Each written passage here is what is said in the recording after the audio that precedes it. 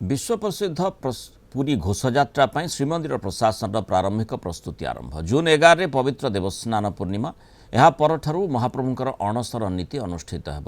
ଏହି ଗୁପ୍ତ ନୀତି ପ୍ରାୟ 16 ଦିନ ଧରି ଚଳିତ ବର୍ଷ ପଡୁଥିବାରୁ ଶୃଙ୍ଖଳିତ ଭାବେ ଏହି ନୀତିକୁ ସମ୍ପାଦନ କରିବା ଉପରେ ଗୁରୁତ୍ୱାରୋପ କରାଯାଇଛି। ନୀତି ଶୃଙ୍ଖଳିତ ନେଇ ଆଜି ବସିଥିଲା ଶ୍ରୀମନ୍ଦିର କାର୍ଯ୍ୟାଳୟରେ ଗୁରୁତ୍ୱପୂର୍ଣ୍ଣ ବୈଠକ।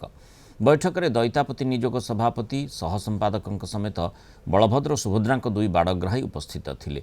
त्रुटि शून्य रथयात्रा करने ने सेवायत मान सहयोग लोड़ी पुरी जिलापाल सिद्धार्थ शंकर स्वाई। सेवायत मान पक्षर समस्त सहयोग करा प्रतिश्रुति दि जाएगी।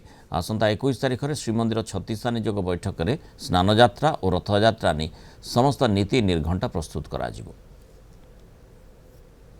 स्नानयात्रा रथयात्रा बाहुड़ा यात्रा सुनावेश नीलाद्रि विजय किपरि भाव में श्रृंखलित कर आज नीति निघंट दैतापति नियोग और बाड़ग्राही सहित आलोचना करा प्रस्तुत करा नीति निघंट 36 नियोग अनुमोदन करा मुख्य प्रशासक एक सर्वसाधारण प्रकाशन करेंगे। स्नान यात्रा और रथयात्रा किभली नीतिकांति हम तार डक जाता जहाँ जहाँ विगत दिन मानक किसी